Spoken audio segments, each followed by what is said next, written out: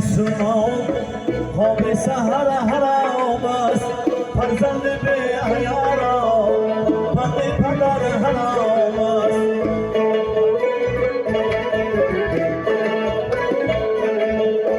بر بنده مسلمان خواب سحر حرام است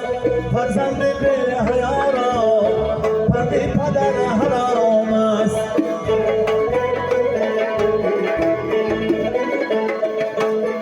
از گفته بزرگان یک مرچه هنر کرد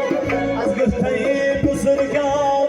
یک مرچه هنر کرد آدم به هنر را مسخال زر حرام است آدم به هنر را مسخال زر حرام است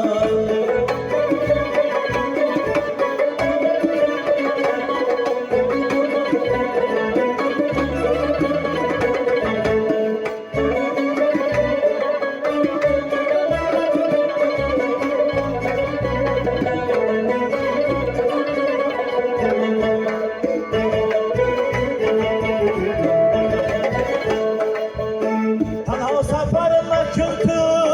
تا نشوی پشیمان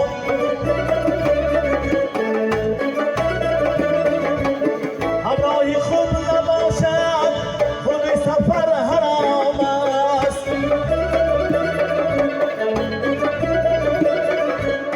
هر از خدا ندارد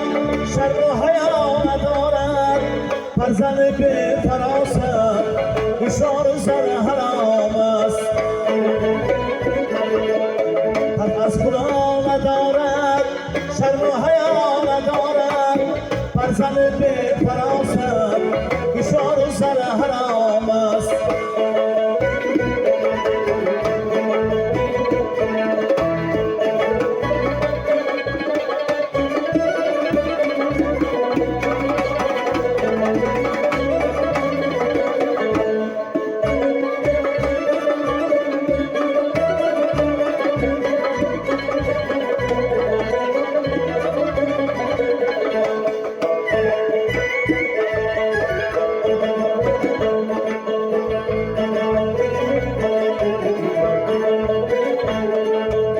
سودا اگر توانی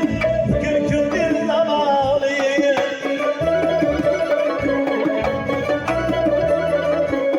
سودا اگر توانی فکر کن دل نمانی